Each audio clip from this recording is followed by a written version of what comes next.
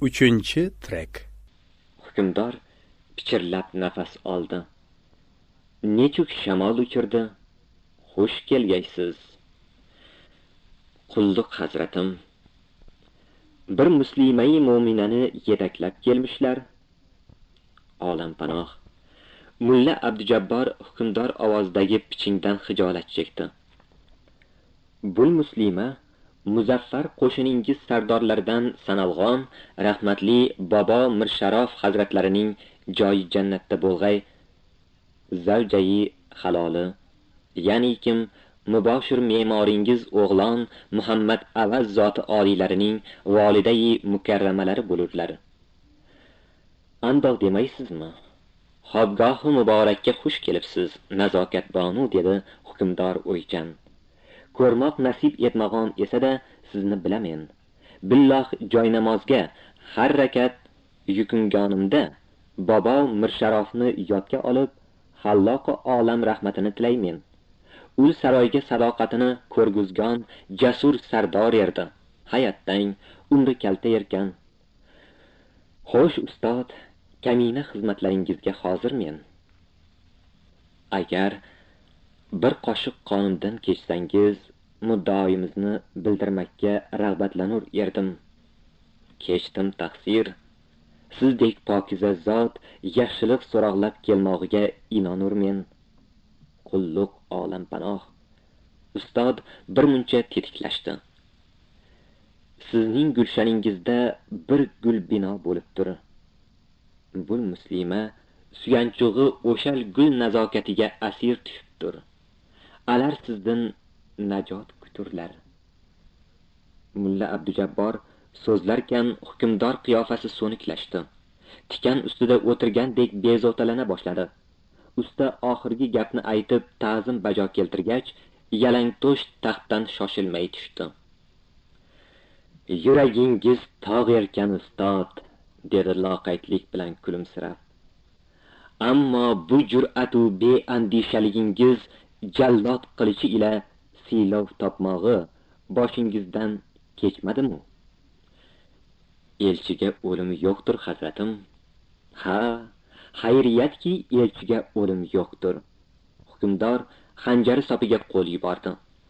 Ammo insof yuzasidan kalom qilingiz. Kamina qizimni minishga hatto oti bo'lmagan yalangoyoqqa berurmenmi? Mulla Abdujabbor javobga so'z topolmay majozsizlandi. Mo'ysafidning g'ururi poymol bo'lgan edi. Qisqagina zil-zambil jimlik onai zor tilini qayradi. Og'oyi sharif, ko'zim qarog'ini bunchalik yerga urmangiz. Ul Temuriydir. Padari buzrukvori kimligini hozir o'zingiz ta'rif etdingiz. Shamshir zarbidan og'irroq bunday gapni kutmagan hukmdorning nafasi ichiga tushib ketdi. Lekin qiyofasidagi tundlik zarracha o'zgarmadi. Aning arvohini tinch qo'yingiz, dedi birdan ovozi titrab. Anga bo'lgan hurmatimni bo'ynimga sirtmoq qilmangiz. Billoh, hukm qilamen kim? Eshigimga bunday niyat ba'daz ayoq qo'ymangiz. Hukmdor badanida yovuz bir zilzila qo'zg'algandi. Go'yo shu zilzila ichida chaqinga aylanib og'ir gavdasini tebratdi-yu, og'zidan qattol so'zlar olov kabi ufurdi. Bahodir bir gapini ikki qilganini ahli mo'min eslolmaydi. Biror falokat yog'ilishidan hadiksiragan sovchilar xijolat ichida saroydan bosh egib chiqishdi. 10. Mohbonu sovchilar tashrifidan bexabar, shirin xayollar ertaning yodi bilan mashg'ul edi. Saroyning sovuq sukunati, mahobatli qasr ichra beiz yo'qoladigan kunlar bag'rini ezadi. U faqat kanizaklar davra qurib raqs tushishganda yoki lapar aytishganda bir oz ovunar, ark gulzori va bog'ida yakka kezinish bilan ko'nglidagi chigilni yozardi. Bugun ham kechki salqin chog'i boqqa yolg'iz chiqdi. Padari buzrukvori xushlaydigan bahavo shiyponchada darvoza tarafga termulib o'tirdi. qosh qoraya boshladi hamki, kanizak daraksiz edi. Boqqa qorong'ulik cho'kdi. Kulrang osmonning bir chetida Zuhro miltiradi. Bonuning ichiga g'ulg'ula tushdi. Ustida tirandozlar yurgan qalin, shinakli devor tagi bilan darvozagacha bordi. Taskin topolmay umidsizlanib iziga burildi. Saroyni odatdagidek o'lik vahm quchgandi. Qandaydir sharbat taqib etayotganday uzun yo'lakdan qo'rquv bilan o'tdi. Ichkariga kirgach, me'dasiga tekkan tilla qafasga tushgandek siniq xo'rsindi. Mening telbaligim, par to'shaklarga ko'milib o'tirarkan o'yladi. Sizday farosat va malohat sohibiga nechuk o'tirishdi, nechuk. Pastqam Bag'dodi eshik ochilib, kanizak kirdi-yu, qushdek potirlab qo'zg'aldi. Kanizakning ostonada jilmayib xotirjam turishi toqatini toq qilib yubordi. Ul zoti mukarramni ko'zingiz bilan ko'rdingizmi, jonim Habiba? Ko'rdim, malikam, ko'rdim. Kanizak hadik bilan shivirladi. Ul kishi behad mahzun ko'rinadirlar. Nechun? Sababini so'ragan erdim, sukut ila javob qildilar. Ne gap tayinladi? Bitik berdilar. Ahvolingizga bisyor lafz soldilar. So'ng malika mayli kamina uchun ezgudir, ixtiyorlari ila ish tutsinlar demishlarkim, bul kalomga tishim o'tmadi. Hali gap bilan Muhammad avaz nimaga ishora qilganini u ham tushunmadi. Parishonlik iskanjasida maktubni o'qirkan, birdan kanizakka qaradi. Tirnoqlaridan boshigacha karaxt bo'lib qola yozdi. Sovchilar quvilg'on, unsiz nido og'u kabi ko'ksini lovullatdi. Quyuq kipriklari soyasidagi jon o'rtovchi ko'zlarida yosh halqalandi. Qandaydir ko'ngilsizlikni sezgan Habiba uni yupatmak niyatida ko'rpachaga cho'kkalaganda eshikda katta malikaning to'lishgan qomati ko'rindi. Habiba qo'l qovushtirib ostonaga tisarildi. O'pkasi to'lgan Mohbonu bo'rtgan yuzini par yostiqqa bosib, nozik yelkalari silkinib yig'layotgandi. Qaymog'im, daryoyi ashk nechun? Deb talvasi ichida so'radi Xurshida oyim va hatto boshini ko'tarishni istamagan qizi ustiga engashdi. Uning parishon, yoyilgan 40 kokiliga asta qo'l tekkizarkan, yostiq chetida unutilgan maktubni ko'rdi. Avval istar-istamas, so'ng yutoqib o'qidi. Eyvoh, bu ne ko'rgulik! Xurshida oyim qizini unutib yo'lakka chiqqanini sezmadi. Bir necha soniyadan keyin xobgohda tayoq yegan kuchuk bolasiday qisinib turar, qay yo'sinda so'z ochishni chamalardi.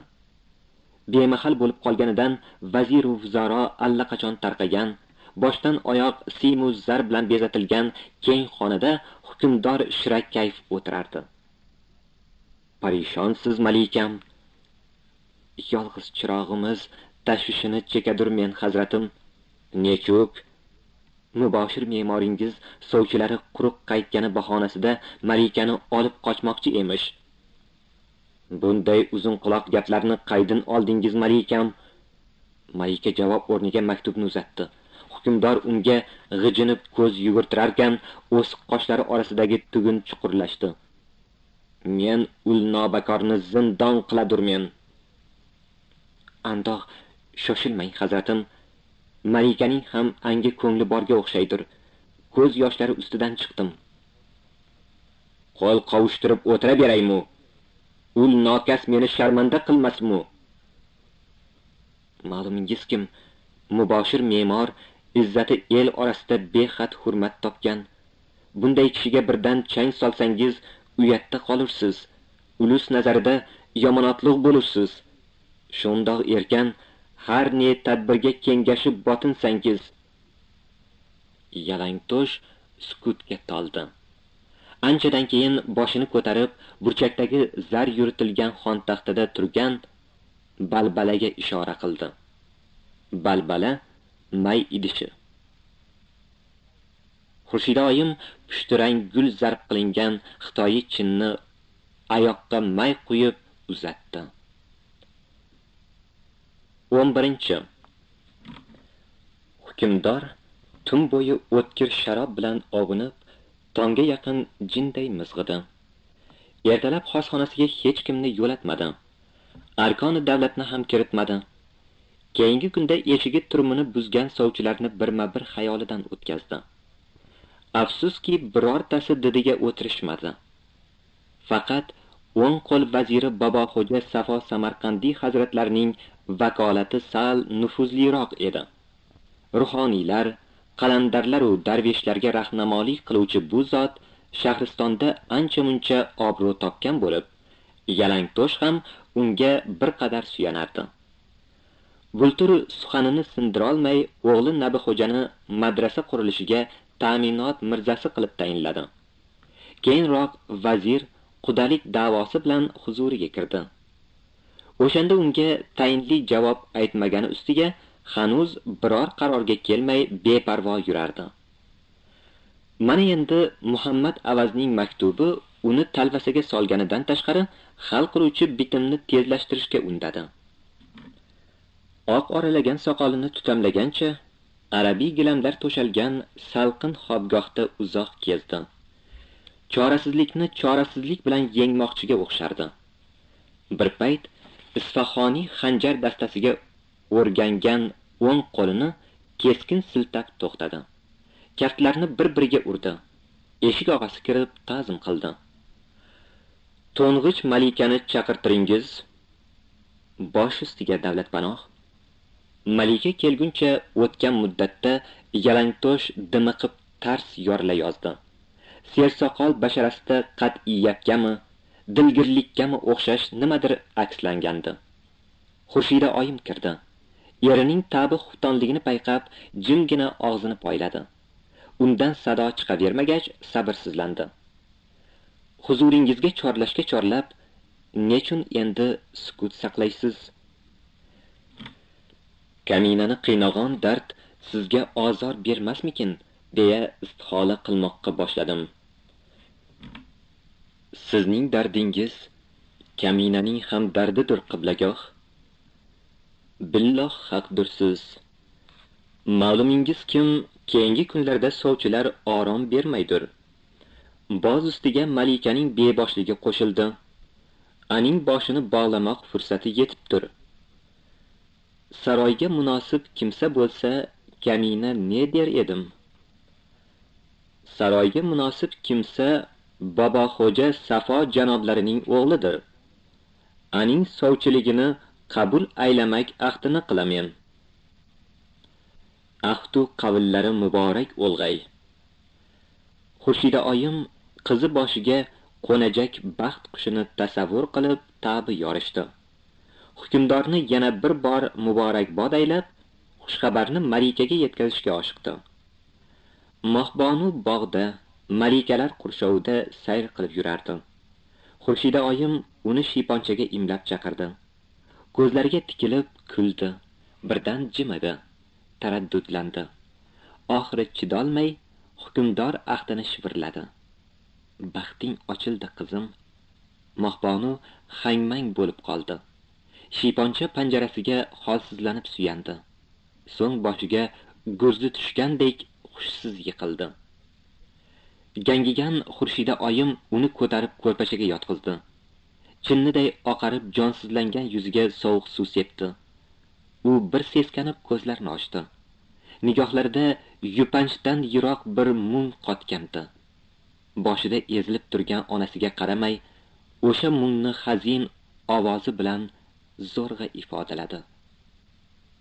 Otajonimga aytingiz, yo zahar ichamen, yo ark tomidan o'zimni tashlaymen. 12. Mohbonu do'zaxiy xonasida ko'rpa to'shak qilib yotib oldi. Nogahon yarasining yorilishi Xurshida oyimdan ham Yalangto'shni yomonroq dovdiratdi. Faqat mayin nob bilan ovundi. U saroy tabibi Davoi Samarqandiyni har soatda xobgohga chaqirib, qizining sog'lig'ini so'rardi. Chamasi Mohbonuning ahvoli aytgulik emasdi. Tabib siniq tovushda inshaalloh o'zi shifo bergay deb Yalangto'shni tinchitmoqchi bo'lardi. Hukmdor umrida birinchi daf'a saroyga sig'may qoldi. Ko'ngli ovni, shikorni tusardi. Ammo tezda bu fikridan ham qaytdi. Bir kun ertalab arkoni davlatni yig'ib, Registonga otlanish haqida farmon berdi. Sharqiy Eronga yurishi paytida tog'liq bir amir javohirli yugan afzali, tilla uzangisi bilan tuhfa qilgan oq otda Registon sari yelib borarkan, egarda o'tira olmay to'lg'anardi. Maydonni qa'riga tortgan girdob uni boshqa o'ylardan sal bo'lsa ham chalg'itdi. Baland havoza biqinida jilovni tortdi. Sarbozlardan biri qo'ltig'iga kirib, otdan tushishga ko'maklashdi. Hukmdor faqat Muhammad Avazga qo'lini tutdi. Odatdagidek qurilishdagi ikir-chikirlar bilan qiziqdi. So'ng o'zga gap topolmay qovog'ini soldi. Muhammad Avaz Yalangto'shning ahdidan voqif edi. O'zini zukkotab sanaydigan bu odam chertib tanlagan kuyov hafsalasini pir qildi.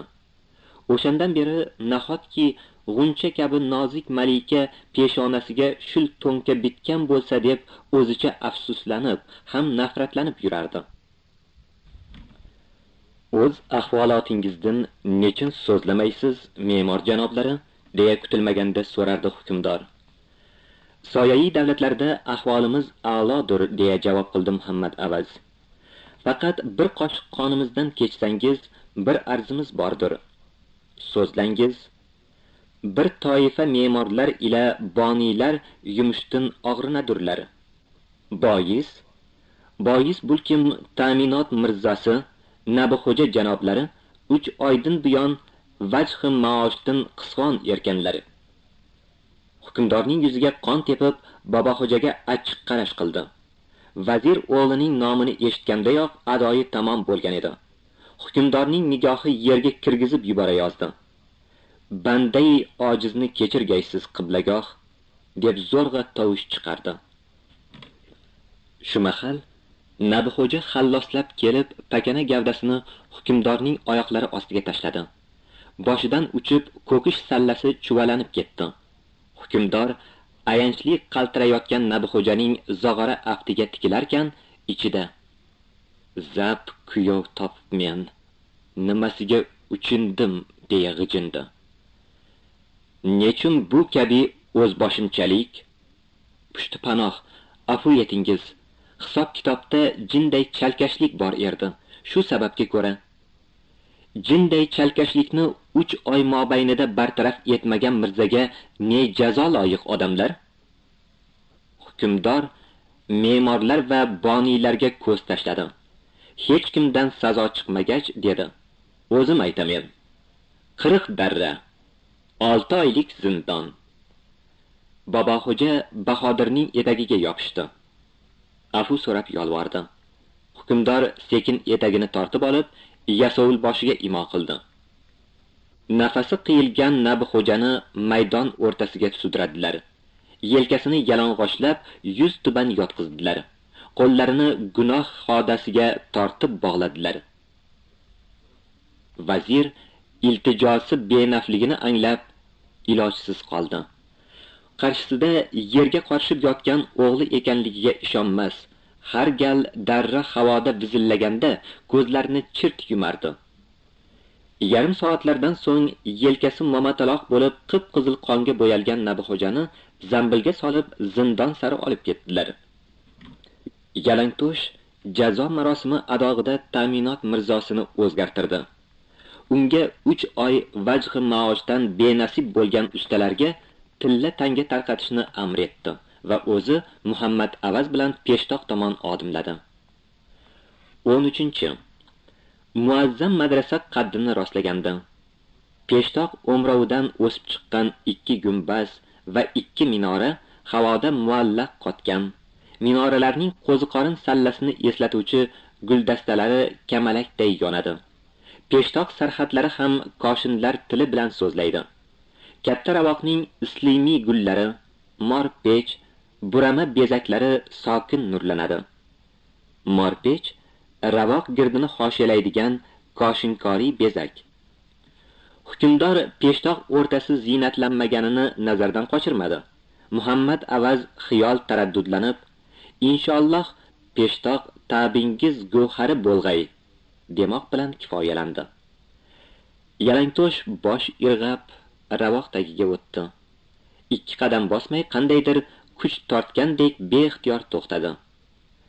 Nozik o'ymakorlik qilingan jiyda guliday mayda naqshlari bir-biri bilan bahs boylashgan qo'sh tabaqali darvozadan nigoh uzolmay qoldi. Bu darvoza hanuz ko'rkini yo'qotmagan. Bunday hunar javohiri kimga tegishlidir? Muhammad avaz bejirim kuzalgan oqish chehrasiga yarashig'li kalta soqolini tutamlab odob saqlab turardi. Hukmdor hayrat ichra bergan savolini unutib, yana darvoza tomoshasi bilan mashg'ul bo'ldi. Kimdir orqadan so'z qotdi. Bu javohirga muboshir me'mor janoblari 1 yil sayqal u jilo berdilar.